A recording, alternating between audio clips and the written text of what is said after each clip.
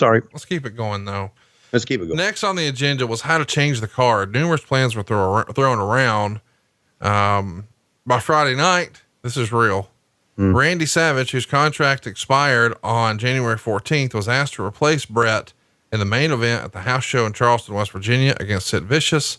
The plan on Friday afternoon seemed to be to put the title on Ric Flair at the pay-per-view, where Arn Anderson would hit Vicious with an object and give Flair the win in heel fashion, and then bring Hulk Hogan and Savage back to Nitro on the 17th, with Savage as a surprise on the pay-per-view. However, at a meeting with Hulk Hogan, who the original plan seems to be leaning towards before all this, where he'd return for a big singles match with a heel Flair on February 14th in the unopposed Nitro from the Nassau Coliseum, both sides were too far apart on money. Hogan apparently expecting a similar deal to the one Eric Bischoff had cut him, which at one point his marketability did prove to justify. It in no way does today. Savage management were also too far apart on money.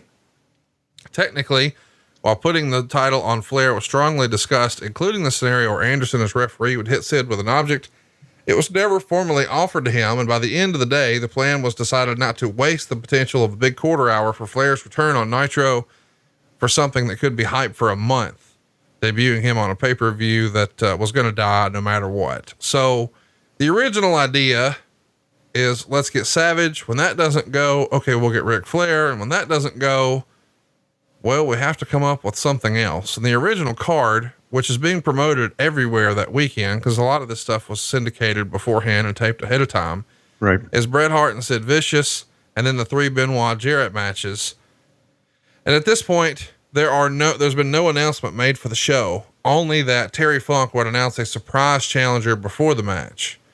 And the booking idea at this point went along the lines of Funk would then lose to Kevin Nash, who would take over as commissioner immediately.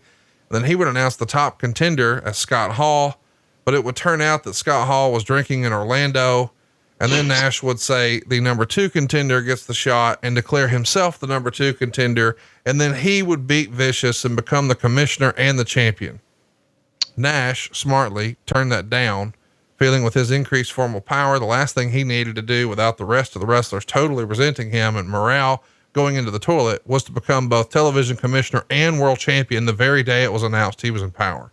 It's hard to believe that was even suggested, but apparently it was. And the decision was made, we'll go with Benoit, which WCW announced on the website on Saturday, but they didn't give any other update to the card. So if you ordered this pay-per-view based on what you saw on Raw, you had no idea, and you thought, okay, we got Bret and we got Jarrett, and we got a bunch of matches here with Bret and Sid and Jarrett and Benoit.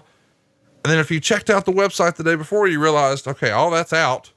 And now we've got Benoit and Sid for the title, but no other changes announced. And yet somehow the loyalists still bought it. Unbelievable.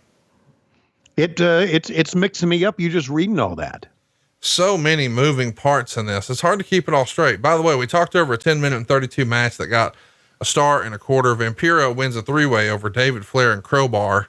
Essentially, of course, Crowbar and David Flair were working together, and Hogan and Nitro, New World Order and the Crow, Thunder Russo, Arquette Champ, Vinnie Mac, simulcast. Tony's back with Conrad, not your classy podcast. Watch along, try not to laugh. Lowest rules, cat back. This wasn't the initial plan. Tom Zigg's a good-looking man. Klondike Bill, make a chip. Tommy, you come over here.